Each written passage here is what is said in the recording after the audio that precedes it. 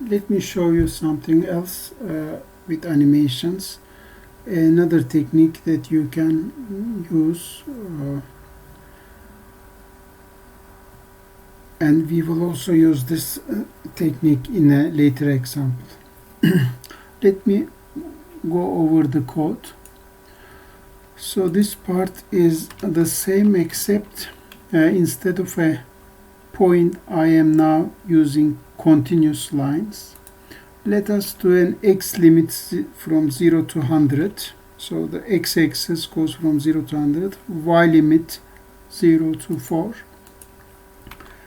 I define a variable 100 here, and then look at my x and y.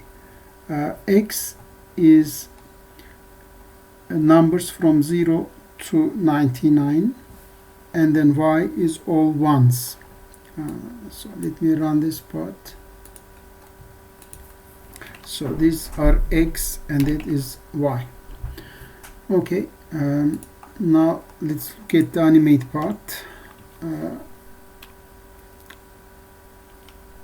Okay, I want to change my y value, so I have a y over there printing the I.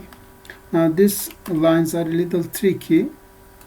This is basically shifting the y array to the left, and how it does is, as we have discussed in the class before, look, this is y starting from the first element but not including the last one.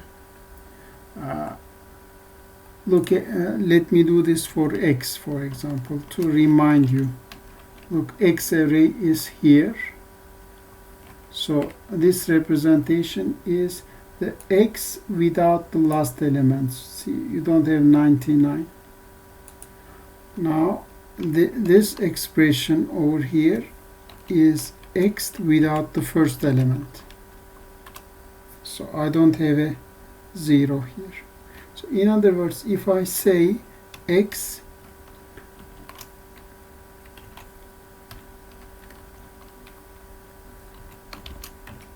so this expression will make the x array shift towards the left.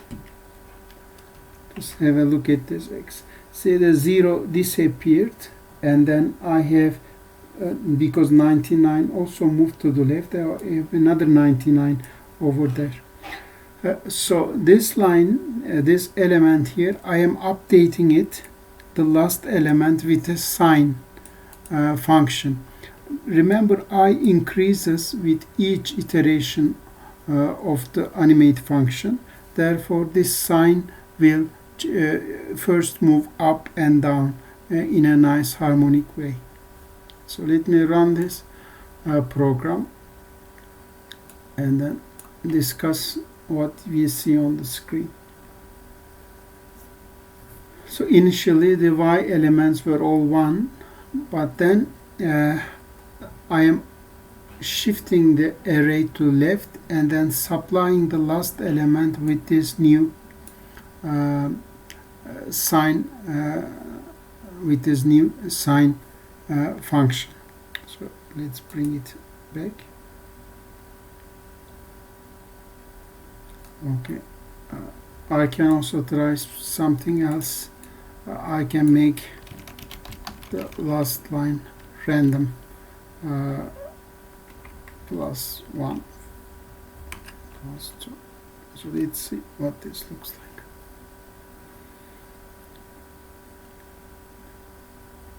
You see, as I increases,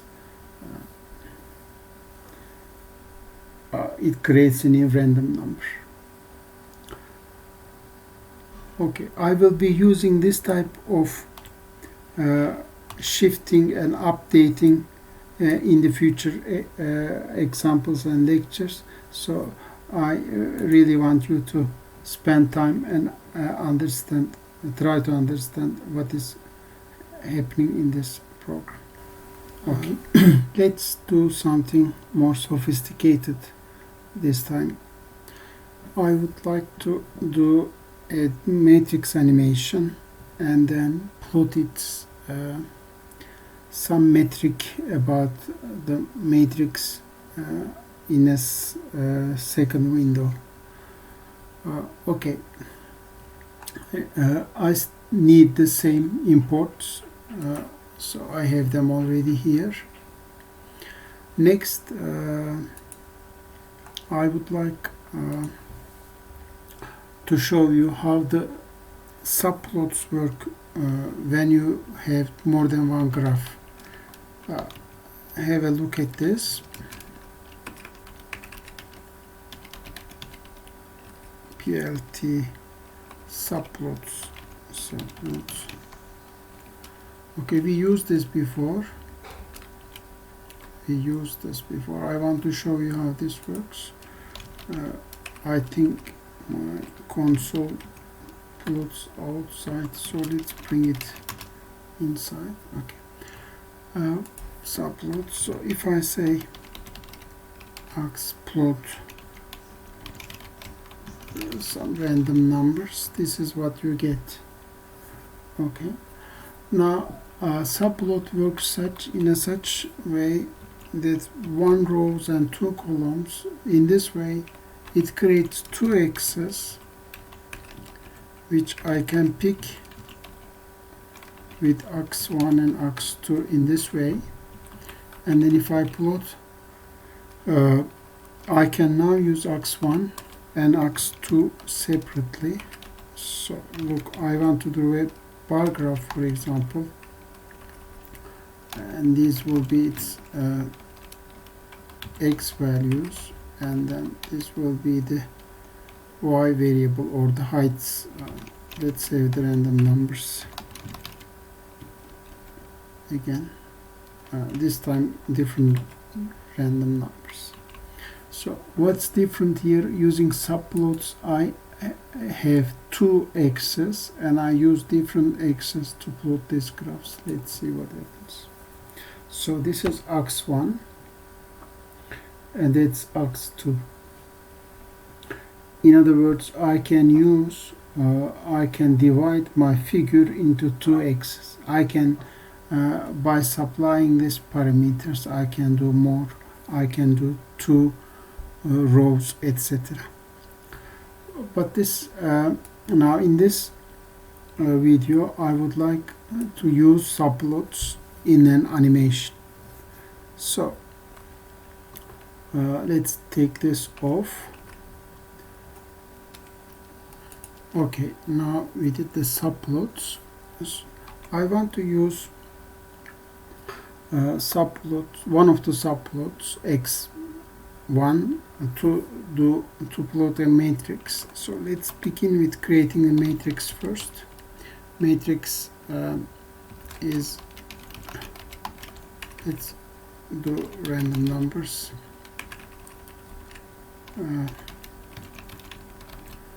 10 random numbers. Here I have defined that n. So to make it a double two-dimensional matrix, I use random rand n. And remember, I can plot it using matplotlib matrix. Let's see how this runs. Okay, this is my matrix here. Now I want to plot this inside the first axis. So if I say x1, it will appear in the here. The first axis will show me the matrix. I want to use the second one for a different purpose. So to be able to do an animation, I need a matrix graphic.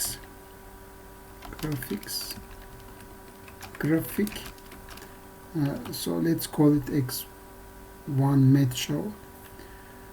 And then I want to use these parameters to make the colors look better. You should remember this from our class lectures. I want to keep my values with 0 and 1 and use a gray color map. Okay, Let us now define the function, animate function, with a dummy parameter I, return matrix graphic, and then we need a comma in order to run the update function. I want to print I to see that my function, my animation is working properly. Let me do the create the animation here. Animation dot func animation. I want to use the figure. Animate interval. Let's use 250, and last turn bleed on. Okay, I am not updating the matrix graphic, but let's see if the animation works in this format. So let's clear the screen, move the graphics out. Let me run the program. Okay, as you see, it's printing I, therefore the animation is ready to run. I used this variable here just to test if there is something wrong with the animation. Let's stop this and update the matrix inside the animation function. I want to show you this. So every time I am updating the matrix with a random matrix, so it will be blinking colors. Because matrix is a global variable, I need it here. Matrix also. So let's see how this part of the animation works. Okay. Now what's wrong with the animation is this. My matrix variable is actually changing, and you can see it here. My matrix values are changing, but I am not assigning them to the matrix graphics. So let's do that. Matrix graphic set data matrix. Okay, now I should see my matrix also updating.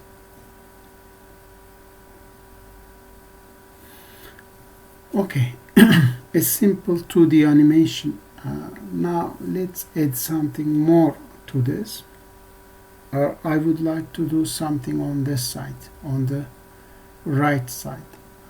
But let's do something more meaningful with the matrix. I thought of a dynamic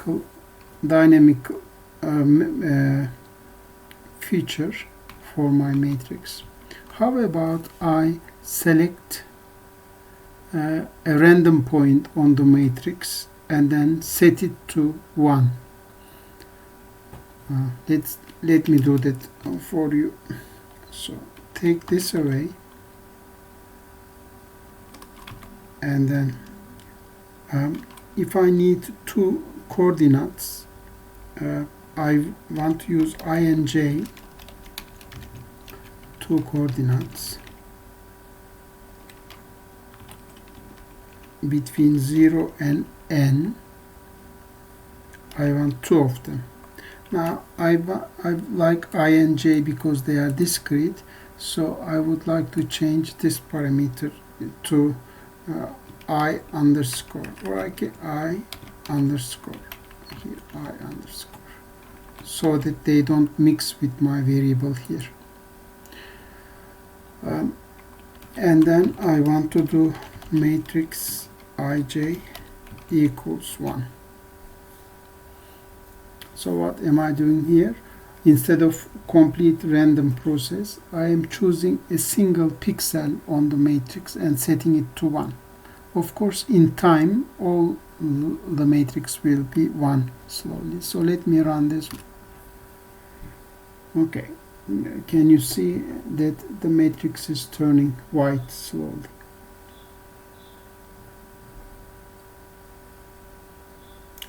Okay. Now let's say these are intensity values of a photographic film, a digital film, for example, and or some other process. Really, it doesn't matter. But I am thinking of a process that decays. I want the values. I want the pixel intensities to decay in time. It will be clear once we run it. The matrix is equal to matrix times 0.9, for example. And then let me comment this out. So I begin with a random matrix, and in this line, look, all the values of the matrix will be 90% of them in this next step, and then they will be 81% and become less and less with each update. So let's see this. See the matrix decays away. Let me run it again. So it decays away. Okay. Now if I turn this line on, so some lines, some cells of the matrix are randomly turned on, and all of the matrices, all of the elements will decay slowly. Let's look at this process.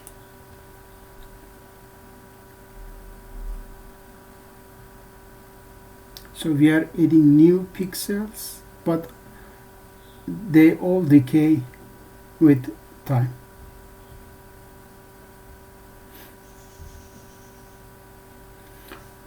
Okay, now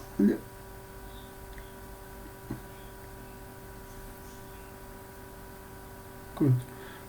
Next, on the second axis here, I want a 2D graph that shows instantaneous values, the sum of the matrix, the instantaneous value of the sum of the matrix on this side. That will give me a measure of how much brightness we have on this film, for example. Okay, let me do that. Before I begin that, let's take away print matrix line here. I don't need that anymore. So I need a line graphic equals, now I want to use the second axis, plot. Okay, and I will be using a regular line, so I am not putting that variable there. Okay, do the limits. X limits, let's do 100 there, and PRTY limit, let's do it from 0 to 1. Okay. Just one thing, for the line graphic we need a comma here, and I will be updating the line graphic here, therefore do the line graphic there and with a comma. So what do I use the line graph for? Line graphic set x data.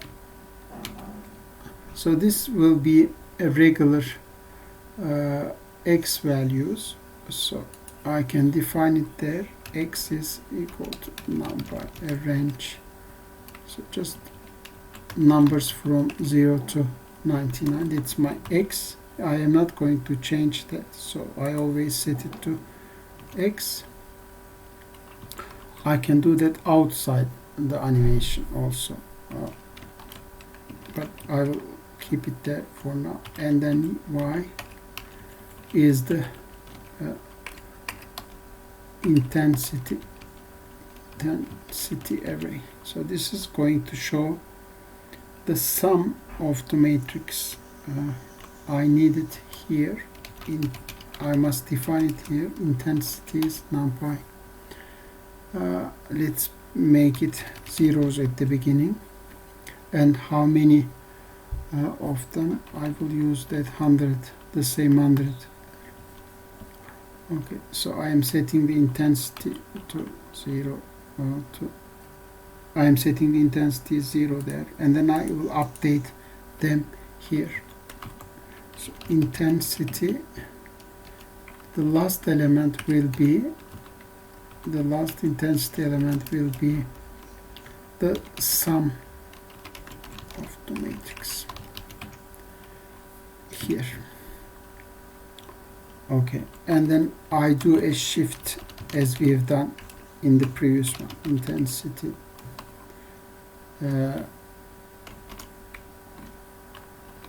I am doing a left shift here as we done in the other video. Okay, let's run this and then we discuss it on the graph. Okay, the sum, because my y limits are from 0 to 1, the sum is greater than that, so let's scale it. Let's scale this one over. So I have n times n pixels, so let's scale it with n times n.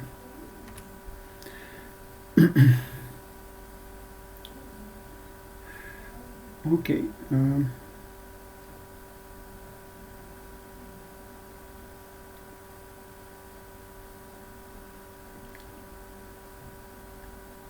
so my pixels are slowly lighting up and then decaying, and then in this part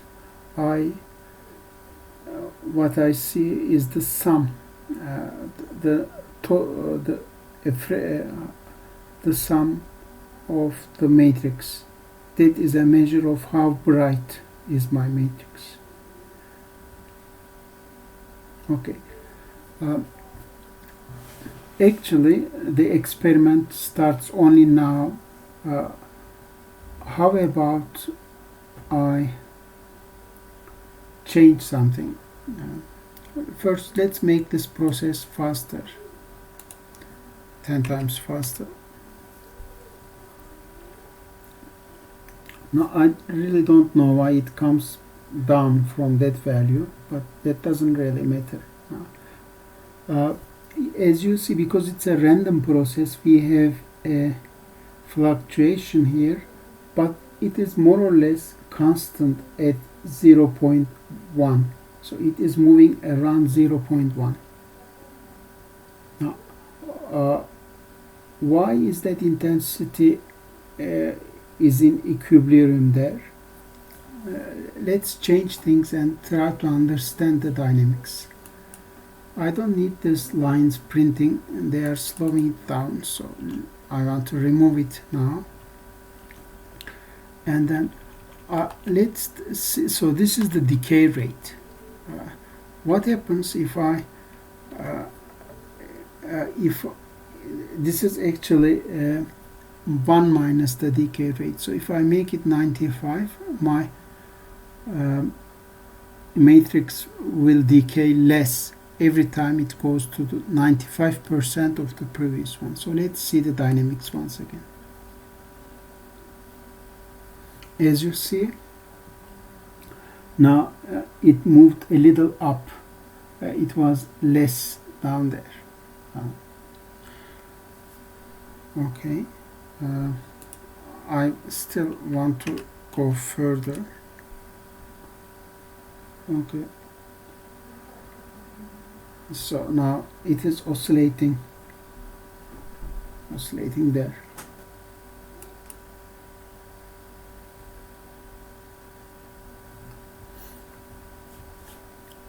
Okay, let's change the dynamic a little bit.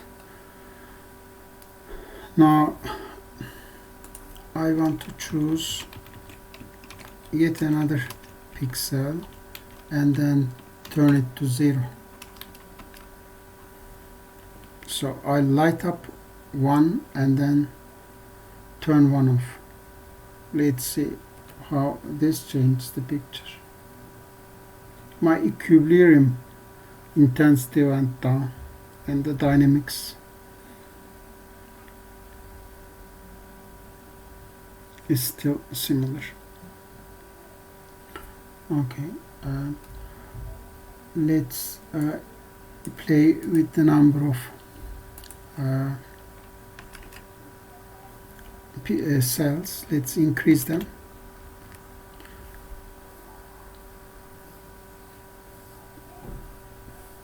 So when we have more pixels, the intensity is much more stable. The total intensity doesn't change much. That's the first thing I realize when I see this. Therefore, if I make my number of cells less and less, for example, how about we make it 4? So we have a much bigger noise, of course, and a larger going up and down there.